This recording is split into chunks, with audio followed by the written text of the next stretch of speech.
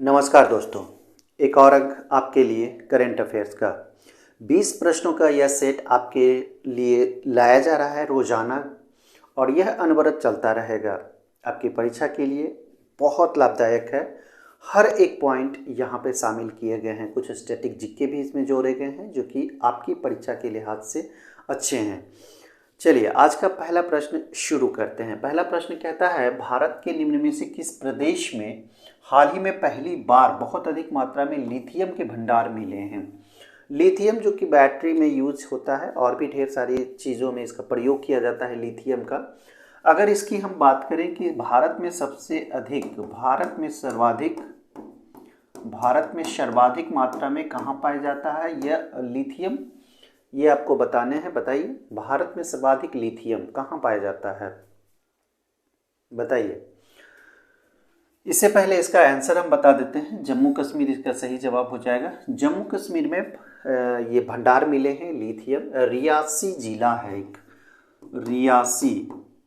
रियासी जिला है एक जम्मू कश्मीर में, वहीं यह मिला है। ठीक है, रियासी जिला में, जम्मू कश्मीर के रियासी जिला में यह मिला है और बहुत बड़ा भंडार है लिथियम का।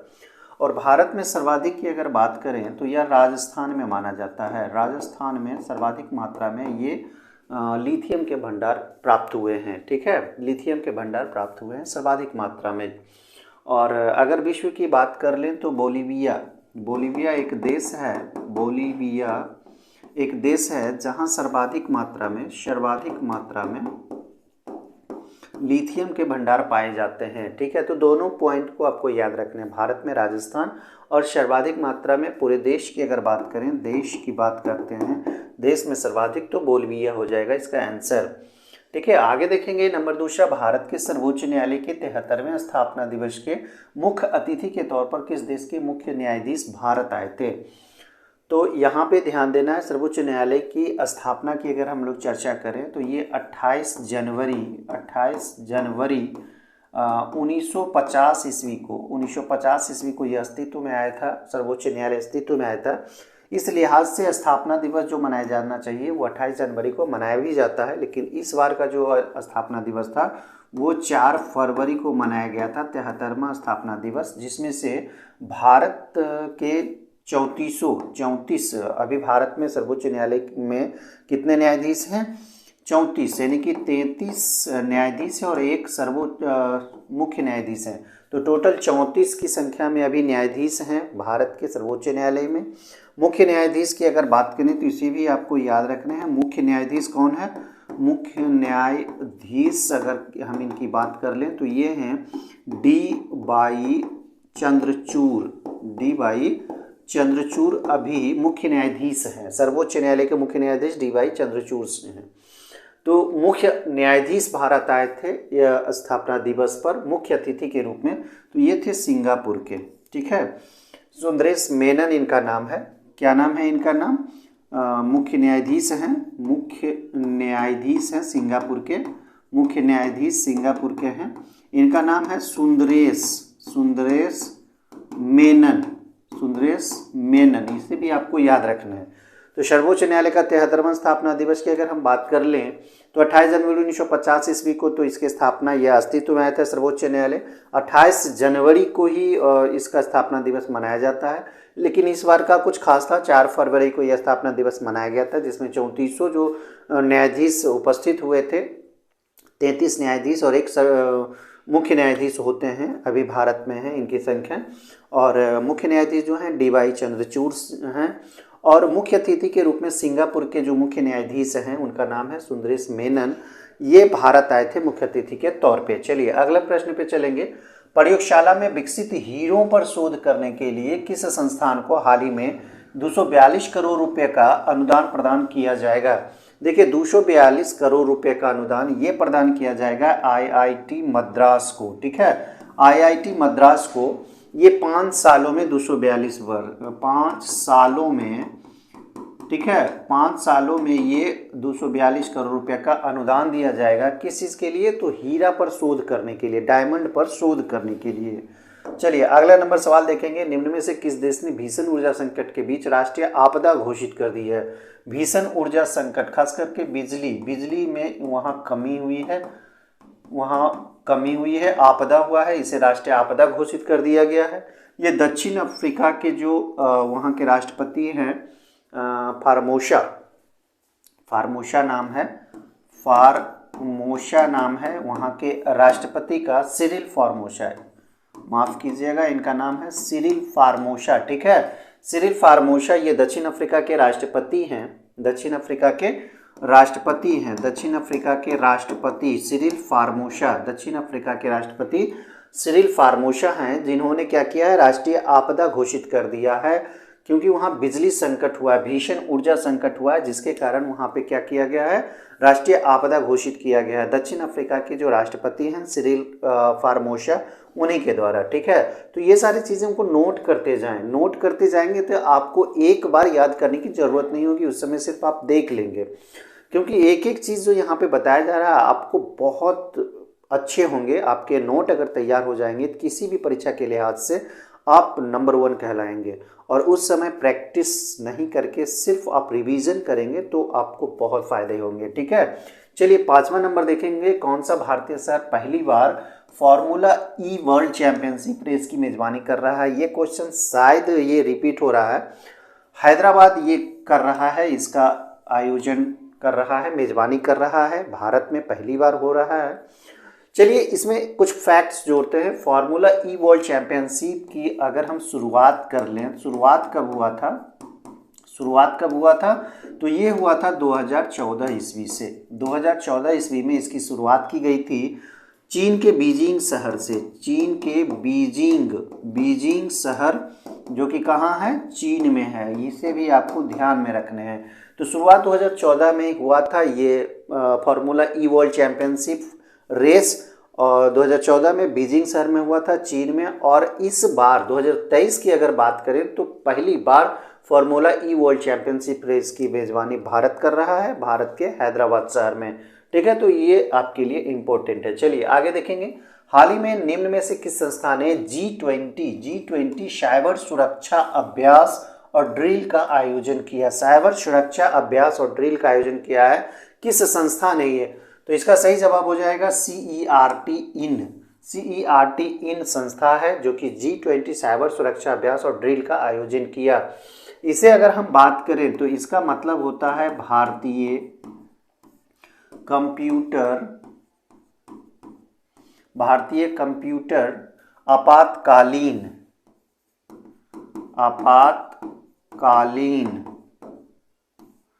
रिएक्शन या प्रतिक्रिया कह सकते हैं, रिएक्शन ट्रेनिंग कह सकते हैं, ठीक है, टीम कह सकते हैं, टीम इसका मतलब होता है भारतीय कंप्यूटर आपातकालीन रिएक्शन टीम। रिएक्शन मतलब यहाँ पे प्रतिक्रिया कह सकते हैं, सी मतलब होता है कंप्यूटर, ई मतलब यहाँ पे इमरजेंसी यूज किया गया है, आर मतलब यहाँ पे रिएक्शन को यूज किया गया है, टी से टीम और इन से इंडिया। तो इसे आपको ध्यान देने हैं। अगर आप इस चीज़ को समझ गए तो आप हमेशा आपको रट्टा मारने की ज़रूरत नहीं होगी। ये जो G20 हुआ था उससे पहले साइबर सुरक्षा और अभ्यास का ड्रिल का आयोजन किया गया था। तो इसमें जो शामिल हुआ था, ये जो संस्था था, ये CRT इन था, जिसे अगर नाम फूल में आप पढ़ें तो भारतीय कंप्यूटर आपातकालीन प्रतिक्रिया टीम इसको बोला जाता है। अगर इसको आप फूल करके भी पढ़ेंगे तो इंडियन ही हो जाएगा। सी से कंप्यूटर, ई से इमरजेंसी, आर से रिएक्शन, टी से टीम होता है। तो ठीक है, इसको ध्यान में अगर आप रख लिए तो ये नहीं भूलेंगे आप। चलिए, हाल ही में खेलो इंडिया विंटर गेम्स का तीसरा संस्करण कहाँ शुरू हुआ था। सबसे पहले जाने कि पहला जो संस्करण हुआ था ये कहाँ हुआ था, जम्मू कश्मीर में ही हुआ था 2020 ईस्वी में। 2020 ईस्वी से इसकी शुरुआत की गई थी। खेलो इंडिया विंटर गेम्स, इसको शीतकालीन गेम्स बोला जाता है। खेलो इंडिया यूथ गेम्स, खेलो इंडिया विंटर गेम्स, खेलो इंडिया यूनिवर्सिटी गेम्स, उसी के अंतर्गत ये भी है खेलो इंडिया विंटर गेम्स। इसकी शुरुआत 2020 ईस्वी में की गई थी और 2023 में ये तीसरा संस्करण हुआ था। 2023 में ये तीसरा संस्करण जो बोला जाता है ये जम्मू कश्मीर में ही हुआ था और तीनों में दबदबा जम्मू कश्मीर का ही है। तीनों में पहले पायदान पर यही रहा, पहले पायदान पर रहा। ठीक है, कौन? जम्मू कश्मीर पदक मामले में सबसे पहले स्थान पर जम्मू कश्मीर रहा। 2023 की बात कर लें, 22 की बात कर लें, 21 की बात कर लें। इसरो और हाल ही में निम्न में किस देश की अंतरिक्ष एजेंसी द्वारा निशार उपग्रह है जो कि डाटा कलेक्ट करता है, और यह अमेरिका के नासा ठीक है, नासा के द्वारा मिलकर बनाया गया है। इसरो और नासा दोनों मिलकर निशार उपग्रह को अपग्रेड किया है, बनाया है। चलिए आगे देखेंगे। निम्न किसने हाल ही में लखनऊ में ग्लोबल इन्वेस्टर्स समिट का उद्घाटन किया है? तो ये है प्रधानमंत्री नरेंद्र मोदी। ठीक है, ये है प्रधानमंत्री Narendra Modi. Global investors summit प्रधानमंत्री नरेंद्र मोदी ने इसका उद्घाटन किया है। 10वां देखेंगे, वैश्विक दुग्ध उत्पादन में 24% के योगदान के साथ कौन सा देश शीर्ष पर है? तो भारत है। आंख बंद करके इसे बताना है। ये शीर्ष स्थान भारत हासिल किए हुए है। चलिए आगे देखेंगे। हाल ही में भूकंप से पीड़ित तुर्की की मदद के लिए किस देश ने ऑपरेशन दोस्त शुरू किया है? इसे आपको ध्यान में रखने हैं। ऑपरेशन दोस्त तुर्की और सीरिया में जो भूकंप आया था फरवरी 2023 में, फरवरी में आया था, तो सबसे पहला मदद जो हाथ उठाया था ऑपरेशन दोस्त के जरिए ये था भारत ने सबसे पहले ये ऑपरेशन दोस्त के जरिए हेल्प पहुंचाना शुरू किया था। भारत ने ऑपरेशन दोस्त का नाम दिया गया था। इसे एकदम याद रखना है। ये फरवरी 2023 में हुआ था। हाल ही में ICC T20 महिला विश्व कप कहाँ शुरू हुआ है, समाप्त भी हुआ। तो ये साउथ अफ्रीका में किया गया था। इसका आयोजन साउथ अफ्रीका में किया गया था। फरवरी में किया गया था। फरवरी 2023 में ये किया गया था। ICC T20 महिला विश्व कप का आयोजन किया था साउथ अफ्रीका। और इसमें जो विजेता टीम की अगर हम बात कर लें तो ये ऑस्ट्रेलिया था। कौन था? ऑस्ट्रेलिया था, जो कि मेजबान दक्षिण अफ्रीका को ही हराया था। तो इसको ध्यान में रखने हैं आपको। कहाँ आयोजित किया गया था ICC T20 महिला कप? तो ये दक्षिण अफ्रीका में आयोजित किया गया था। चलिए, निम्न में कौन सा बैंक QR कोड आधारित कॉइन वेंडिंग मशीन लॉन्च करने के लिए एक पायलट परियोजना शुरू करेगा? तो ये पायलट परियोजना के तहत reserve bank of India RBI Bharat का जो बैंकों का बैंक है, इसे बैंकों का बैंक कहा जाता है। रिजर्व बैंक को बैंकों का बैंक कहा जाता है। ठीक है, इसकी स्थापना की अगर हम बात कर लें तो 1935 ईस्वी में हुआ था। ठीक है, राष्ट्रीयकरण की अगर हम बात कर लें तो 1949 ईस्वी में इसका राष्ट्रीयकरण हुआ था। ठीक है, और ये स्थापना हुआ था। तो दोनों को आपको याद रखने हैं। RBI जो कि भारत का उच्च संस्था है, बैंकों का बैंक है, 1935 ईस्वी में इसकी स्थापना की गई थी। 1949 ईस्वी में इसका राष्ट्रीयकरण किया गया था। दोनों को आपको याद रखने हैं। तीनों पॉइंट आपके लिए बेहद इंपॉर्टेंट है। बैंकों का बैंक किसे कहा जाता है? RBI को बोला जाता है। तो पायलट परियोजना के तहत ये क्या किया गया, ध्यान से देखें। यह क्या है? QR code. QR एक कोड होता है, याद रखना है। QR कोड आप देखते होंगे, हर एक चीज़ों पर होता है। जितने भी सामान आप देखते हैं सभी पर QR कोड रहता है, स्कैन करता है। वेंडिंग मशीन लॉन्च करने की योजना है, एक पायलट परियोजना है जो कि रिजर्व बैंक ऑफ इंडिया, ये 12 शहरों के शुरुआत में 19 स्थानों पर चिन्हित किया गया। 19 स्थानों को चिन्हित किया गया है जहां यह पायलट परियोजना के रूप में शुरू करेगा। ठीक है, चलिए आगे देखेंगे। ये 14 है। हाल ही में UPI पर क्रेडिट कार्ड को सपोर्ट करने वाला भारत का पहला ऐप निम्न में कौन बना है? तो ये मोबीक्विक हो जाएगा। मोबीक्विक ये जो मोबाइल ऐप है, यह भारत का पहला ऐप है जो कि क्या करेगा? क्रेडिट कार्ड को सपोर्ट करेगा। क्रेडिट कार्ड को सपोर्ट करने वाला मोबीक्विक पहला ये ऐप है भारत का। ठीक है, अगर क्रेडिट कार्ड की बात करें तो भारत का पहला बैंक जो कि क्रेडिट कार्ड लॉन्च किया था, क्रेडिट कार्ड लॉन्च किया था। ठीक है, लॉन्च किया था। बताइए कौन है? कौन ऐसा बैंक है भारत का पहला बैंक जो कि क्रेडिट कार्ड को लॉन्च किया था? तो यह था सेंट्रल बैंक ऑफ इंडिया। क्या नाम था उसका? सेंट्रल बैंक ऑफ इंडिया सबसे पहला क्रेडिट कार्ड लॉन्च किया था। तो इसको आपको याद रखना है। ये क्वेश्चन अराइज हो सकते हैं। सेंट्रल बैंक ऑफ इंडिया जो कि भारत का पहला बैंक है जो कि क्रेडिट कार्ड को लॉन्च किया था। और मोबीक्विक पहला ऐप है जो कि क्रेडिट कार्ड को सपोर्ट किया है। तो दोनों क्वेश्चंस यहाँ पे है, दोनों बहुत महत्वपूर्ण है, एक जीके की तरह है। तो एक उसके बाद आगे देखेंगे, हाल ही में किस पेमेंट बैंक ने छोटे व्यवसायियों के लिए बीज खाता, ध्यान दें, बीज खाता लॉन्च किया है। तो बीज खाता एयरटेल पेमेंट्स बैंक ने किया है। ये बीज खाता, ध्यान देना है, बीज खाता से संबंधित एयरटेल पेमेंट्स बैंक जो कि सबसे पहला ये सपोर्टर है। हाल ही में आयोजित भारतीय सैन्य संयुक्त प्रशिक्षण अभ्यास का नाम क्या था? भारत सैन्य संयुक्त परीक्षण, कहने का मतलब है इसमें तीनों सेनाओं ने भाग लिया था। तीनों सेनाओं ने, नौसेना, ठीक है, थल सेना और वायुसेना, ये तीनों सेना इसमें शामिल हुआ था। इसका नाम था त्रिशक्ति प्रहार, ठीक है, इसका क्या नाम था? त्रिशक्ति प्रहार, जो कि कहाँ हुआ था? ये बंगाल में हुआ था, बंगाल में, पश्चिम बंगाल में हुआ था, ठीक है। तो ये भारतीय सैन्य संयुक्त प्रशिक्षण अभ्यास है जिसमें तीनों सेनाओं ने भाग लिया था। त्रिशक्ति प्रहार के नाम से इसे जाना जाता है और ये बंगाल में आयोजित किया गया था। 17 है, हाल ही में अर्बन 20 सिटी शेरपाओं की बैठक कहाँ से हुई है? तो ये अहमदाबाद में शुरू की गई है, अर्बन 20 सिटी शेरपाओं की बैठक।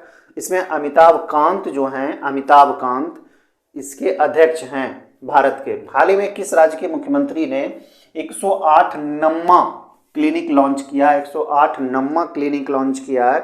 तो ये हो जाएंगे कर्नाटक। कर्नाटक के जो मुख्यमंत्री हैं, कर्नाटक के मुख्यमंत्री जो हैं वसव राज करके है, वसव राज, चलिए अभी याद नहीं आ रहा है कर्नाटक के मुख्यमंत्री 108 नम्मा क्लिनिक, हर वार्ड में एक क्लिनिक की स्थापना, ठीक है। ये प्रमुख लक्ष्य है इसका। 108 नम्मा क्लिनिक का लॉन्च किया गया है जो कि हर वार्ड में एक क्लिनिक होगा, इसकी स्थापना की जाएगी, ठीक है। तो ये कर्नाटक है, कर्नाटक के मुख्यमंत्री ने इसका लॉन्च किया है, हरी झंडी दिखाकर इसे शुरू किया है, ठीक है। चलिए आगे देखेंगे 19 नंबर। हाल ही में विक्टोरिया गौरी ने निम्न में से किस उच्च न्यायालय के न्यायाधीश के रूप में शपथ लिए? तो ये मद्रास उच्च न्यायालय है। मद्रास उच्च न्यायालय में ये महिला है जो कि उच्च न्यायालय के न्यायाधीश के रूप में शपथ ली है, विक्टोरिया गौरी। चलिए आगे, भारत में भारत ऊर्जा सप्ताह किस महीने में मनाया जाता है? तो ये अंतिम सवाल है और इसका सही जवाब आप देखें, ये फरवरी में मनाया जाता है। 6 फरवरी से ये शुरू की गई थी, 6 फरवरी से। और कहाँ हुआ था? तो बेंगलोर में, ठीक है। कहाँ शुरू हुआ था? तो बेंगलोर में। इसको भी आप याद कर लें, भारत ऊर्जा सप्ताह ये 6 फरवरी से शुरुआत हुआ था, बेंगलोर में किया गया था। तो दोस्तों वीडियो कैसा लगा लाइक और कमेंट करके हमें बताएं, ज़्यादा से ज़्यादा वीडियो को शेयर करें।